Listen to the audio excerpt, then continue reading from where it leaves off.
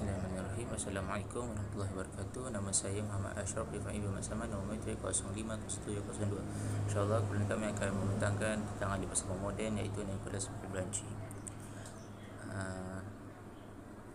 Pertama-tama saya akan mulakan tentang ini dengan menerangkan secara ringkas tentang Nicholas Malebranche. Malebranche ini adalah seorang ahli falsafah yang lahir pada tahun 1638 di kota Paris. Dia dilahirkan dalam keluarga yang sangat beragama. Itulah sebabnya dia dipengaruhi oleh kehidupan dalam melayani gereja dan ditahbiskan sebagai paderi pada tahun 1664. Pemikirannya disuburkan oleh idea-idea Descartes dan Saint Augustine, yang mana dari pemikiran ini dia menciptakan doktrin peribadi yang disebut sekali yang menurutnya Tuhan adalah salah-satunya doktrin yang benar. Bagi Malebranche, perkara adalah cerminan dari apa yang Tuhan mahu kita lihat. Perkara-perkara tidak ada dalam diri mereka tetapi wujud dalam Tuhan, sehingga manusia mengambil bahagian dalam Tuhan dan dengan itu turut serta dalam perkara-perkara. Karya terpentingnya adalah berjudul Pencarian Kebenaran. Sepanjang hidupnya, Malebranche adalah seorang yang mempunyai kesehatan yang rapuh. Dia meninggal di Paris pada tahun 1715 pada usia 77 tahun. Penerangan seterusnya akan disambung oleh rakan pembentang saya. Bismillahirrahmanirrahim. Assalamualaikum warahmatullahi wabarakatuh. Nama Muhammad Fuad Haiman bin Sadi, nama metrik 050368. InsyaAllah saya akan sambung perbentangan pada bahagian riwayat hidup Nicholas Malebranche. Nicholas Malebranche ataupun Oratory of Jesus dalam bahasa Perancis, Nicolas Malebranche merupakan seorang falsafah dari mazhab rasionalisme. Dia lahir pada tahun 1638 dan meninggal pada tahun 1715. Dia terkenal sebagai seorang falsafah dan teologi Kristian dari Perancis. Dia berupaya menggabungkan pemikiran rasionalis Descartes dengan tradisi pemikiran Kristian, khususnya Augustinus. Dia merupakan anak bongsu kepada seorang setiausaha kepada Raja Louis yang ke-13. Pendidikan Nicholas Malebranche. Dia memulakan pendidikan asasnya dengan bantuan seorang guru peribadi. Ianya kerana sepanjang hidup ia menderita kecacatan pada tulang belakangnya. Selanjutnya, ia melanjutkan pendidikan falsafah dan teologi di Collège de Sorbonne. Dan seterusnya, ianya menyertai Congregation of the Oratory pada tahun 1664. Semasa menyertai congregation ini, ianya ditahbiskan sebagai imam. Semasa beliau berada dekat congregation ini, dia berpeluang membaca Tractate de Homo Descartes, Traces of Man. Kemudian disebabkan dia membaca karya ini, menyebabkan dia berasa terdorong untuk memulakan kajian tentang matematik, fizik dan penulisan Descartes. Seterusnya, karya-karya Nicholas Malebranche. Karya utama Nicholas Malebranche adalah De la Recherche de la Vérité. Karya ini mempunyai 3 jilid. Kalau diterjemahkan dalam bahasa Melayu adalah Pencarian dalam Kebenaran. Dalam karya ini, ianya memberikan 2 pemikirannya yang terkenal mengenai pandangan tentang Allah dan tentang kesempatan, iaitu occasionalisme. Pemikiran Malebranche tersebut adalah bahawa ciptaan-ciptaan yang terbatas tidak dapat menjadi penyebab dan hanya Tuhan saja yang merupakan penyebab yang sebenarnya. Di sini Malebranche mengembangkan konsep Tuhan dalam pemikiran Descartes Ia juga dikategorikan sebagai penganut fahaman okasionalisme. Karya seterusnya adalah Traité de la nature et de la grace. Treatise of Nature and Grace. Karya ini ia dibuat oleh Malebranche kerana terdapat kritikan teologinya terhadap karya pertamanya. Karya ini adalah hujah kritikan terhadap karyanya yang pertama. Dan antara karya-karya yang memberi kesan kepada dirinya adalah Meditation Christian Meditation, dan de Moral, Treatise of Morality. Karya-karya saintifiknya menyebabkan ianya terpilih ke Academia de Sciences pada tahun 1699. Itu saja daripada saya. Wallahu a'lam. Bismillahirrahmanirrahim. Assalamualaikum warahmatullahi wabarakatuh. Nama saya Muhammad Aim bin Hassan Basri, nombor metrik 049619. InsyaAllah saya akan meneruskan pembentangan daripada sahabat saya di bawah subtopik falsafah pemikiran Nicholas Malebranche. Kronologi falsafah Nicholas Malebranche ni, dahulunya beliau merupakan pendeta Katolik. Berlatar belakangkan kepada pemikiran Augustinianisme, tetapi beliau meminati dan mengkaji penulisan dan pemikiran René Descartes. Sebelum ni kita tahu René Descartes ini merupakan seorang yang skeptism, meragukan setiap pengetahuan yang ada kecuali yang pasti hanyalah aspek pemikiran bahawa dia itu sedang ragu. Itu sahaja yang pasti. Jadi pada René Descartes ni, dia meragukan kesemua pengetahuan yang ada dan termasuk pengetahuan agama, termasuk kewujudan Tuhan, termasuk metafizik, perkara-perkara metafizik. Jadi seolah-olah nampak macam ada kontradik di antara beliau merupakan pendeta agama dan dalam masa yang sama beliau menyukai pemikiran René Descartes yang meragui kesemua pengetahuan. Oleh itu beliau cuba untuk menyatukan metod Descartes dengan metod Saint Augustine kepada metod God-centered metaphysics ataupun occasionalisme. Sistem falsafah Nicholas Malebranche beliau berusaha mensintesis pemikiran dua tokoh yang menjadi ikutannya, iaitu René Descartes dan Saint Augustine. Reputasi falsafah Nicholas Malebranche terletak pada tiga doktrin utama, iaitu pertama occasionalisme. Occasionalisme ni ialah teori berkenaan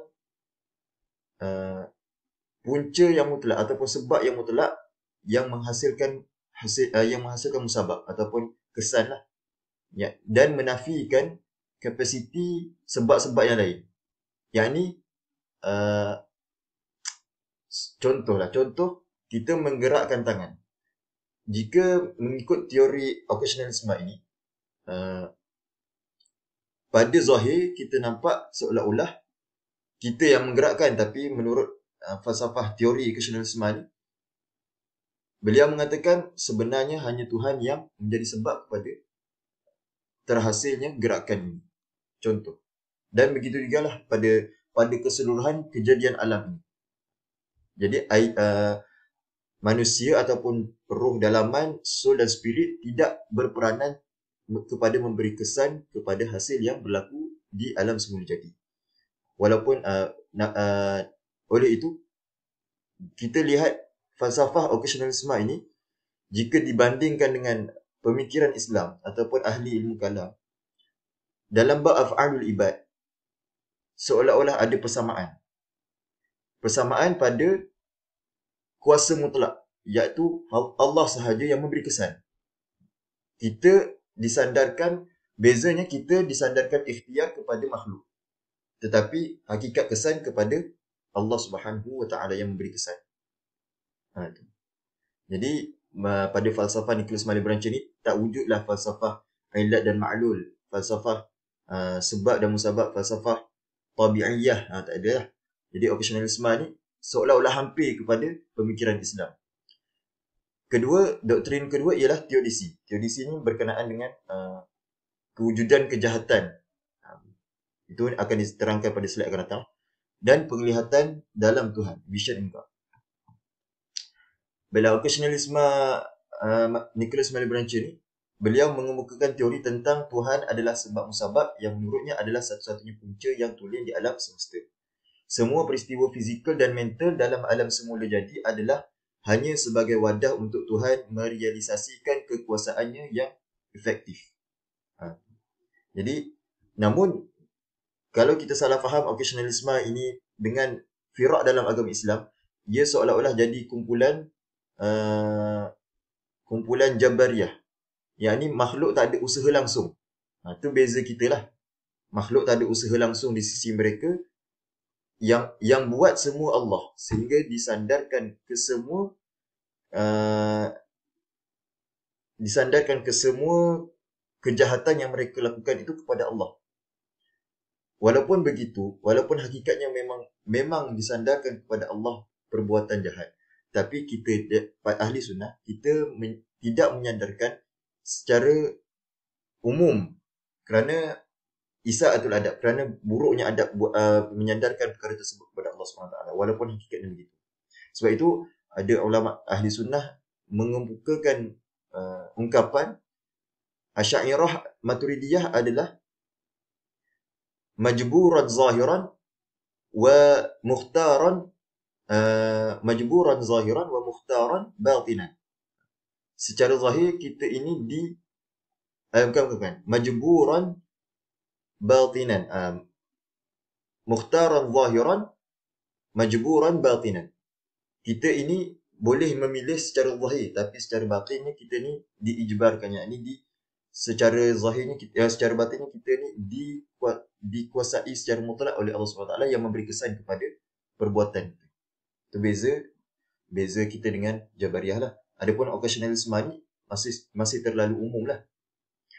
Penglihatan Tuhan, vision in God, argumentasi tentang idea representasi atau perwakilan yang berfungsi dalam persepsi dan pengetahuan manusia, kerana secara faktanya ia adalah idea di dalam pengetahuan Tuhan. Ia juga merupakan pengabdian, bentuk atau intipati bagi sesuatu perkara.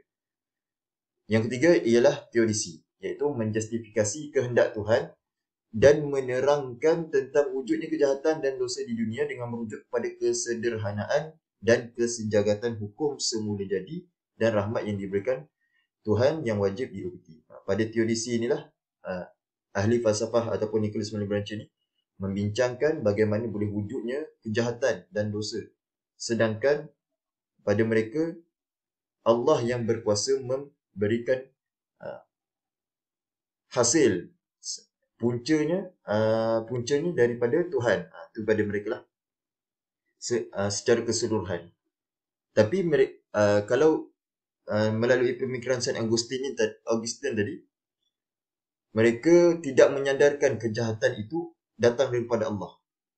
Mereka kata kejahatan itu semata-mata kehendak bebas daripada makhluk. Tuhan tidak membuat perkara jahat. Jadi melalui teodisi ini, Nicholas Malebranche ini membincangkan bagaimana boleh wujudnya perbuatan jahat. Dalam masa yang sama, dia mengamalkan occasionalisme, iaitu Tuhan yang satu-satunya punca yang tulen yang menghasilkan kesemua kesan di alam semesta. Keutamaan Malebranche dari 3 doktrin, iaitu mengekspresikan kepentingan dan peranan aktif Tuhan dalam setiap aspek alam, sama ada moral ni, etikal, material secara zahir, ataupun kognitif. Kognitif ni pemikiran aspek idea dan pengetahuan.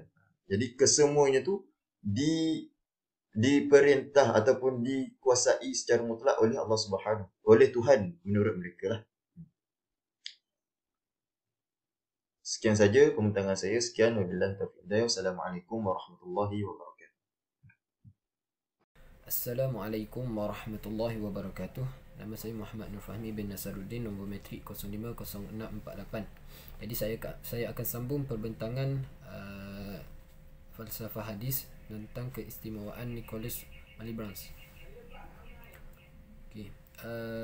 Malebranche merupakan ahli falsafah moden Perancis yang sangat bijak. Malebranche merupakan anak bongsu setiausaha kepada Raja Louis. Walaupun beliau kurang sihat dan menderita akibat kecacatan tulang belakang, namun beliau berasa terdorong untuk memulakan kajian sistematik tentang falsafah, matematik, fizik dan sebagainya melalui kajian Descartes dan Sir Augustine. Hasil daripada kesungguhannya banyak sumbangan yang diberikan kepada tamadun barat, khususnya dalam bidang falsafah, fizik, matematik, metafizik, etika, undang-undang gerakan dan sebagainya. Dari segi fizik, walaupun Nicolas Malebranche lebih terkenal dengan karya falsafahnya, Malebranche juga membuat beberapa sumbangan penting kepada fizik. Pada tahun 1999, beliau menyampaikan surat kepada Akademi Sains Perancis mengenai sifat cahaya dan warna, di mana beliau berhujah bahawa warna yang berbeza terhasil daripada frekuensi yang berbeza dan dalam getaran tekanan bahan halus, sama seperti nada muzik yang berbeza yang diperoleh daripada frekuensi yang berbeza dalam getaran udara.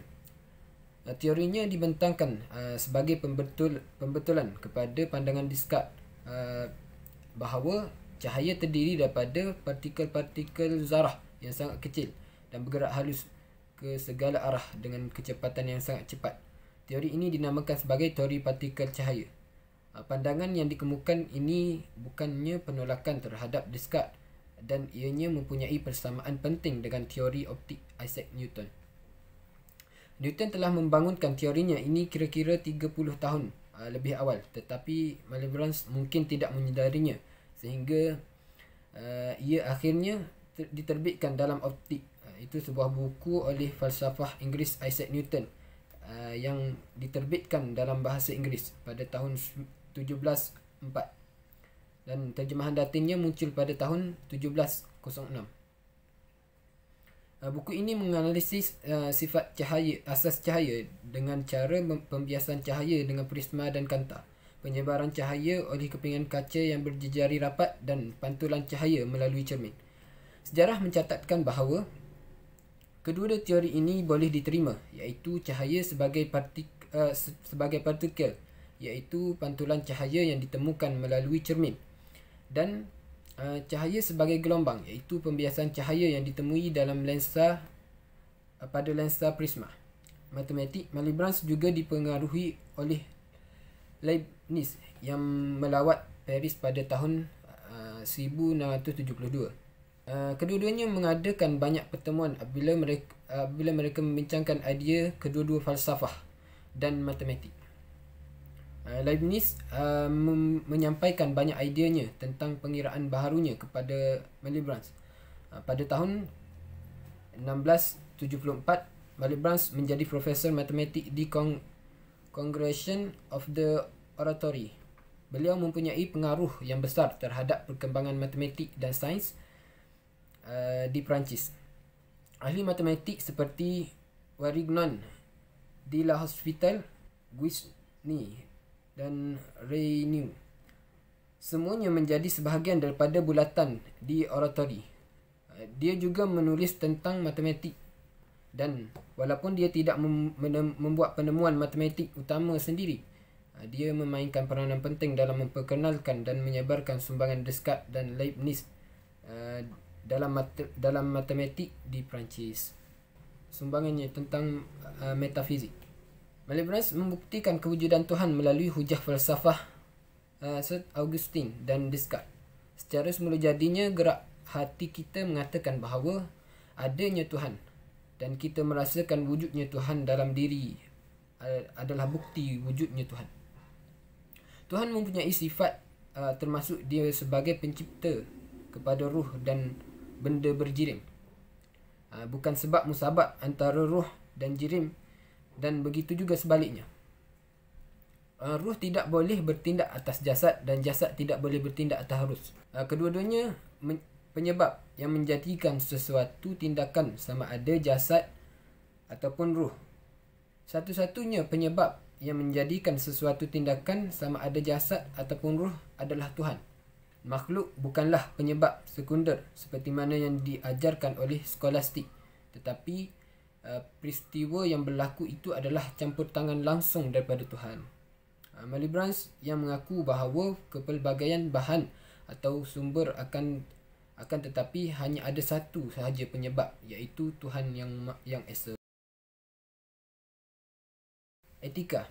Dari segi etika, oleh kerana Malebranche mengaitkan semua sebab kepada Tuhan, maka dia telah mendapati masalah tentang kebebasan kehendak manusia dan kejahatan moral ataupun dosa yang tidak boleh dikaitkan dengan Tuhan. Jadi Malebranche berpendapat bahawa Tuhan menciptakan sebab dan tidak menghapuskan kebebasan dan kehendak dalam diri manusia. Tuhan adalah sumber utama kecenderungan yang tak terkalah ataupun gerak semula jadi dalam jiwa ke arah kebaikan secara umum. Seseorang itu akan sentiasa merasa bahagia dan semestinya suka apa yang jelas diketahui dan jelas dirasakan baik. Tetapi ia juga bergantung kepada kuasa kehendak manusia untuk membenarkan atau menolak keazaman umum ke arah kebaikan itu. Semua minda mencintai Tuhan secara fitrah. Tetapi jika mereka mencintai sesuatu yang lain, itu adalah pilihan bebas atas kehendak mereka. Seseorang itu dikira berdosa apabila mereka tidak mengarahkan kehendak melalui persepsi yang jelas tentang kebaikan untuk mencintai Tuhan. Dia membiarkannya diarahkan jauh dari Tuhan ke arah sesuatu yang menyenangkan tetapi palsu yang dipersembahkan kepadanya oleh pencak indera. Kejahatan moral bukanlah kesan daripada sebab, tetapi lebih kepada pergantungan kesan. Pergantungan ini sepenuhnya disebabkan oleh manusia yang menyalahgunakan kebebasannya dengan meletakkan penghalang kepada sebab-sebab Tuhan. Atas sebab manusia mampu menyebabkan Tuhan tidak memberikan petunjuk ke arah kebaikan adalah akibat daripada dosa yang mengganggu. Seterusnya yang terakhir iaitu undang-undang gerakan. Di samping itu, Malebranche menulis tentang undang-undang gerakan. Topik ini yang dibincangkan secara meluas dengan Leibniz.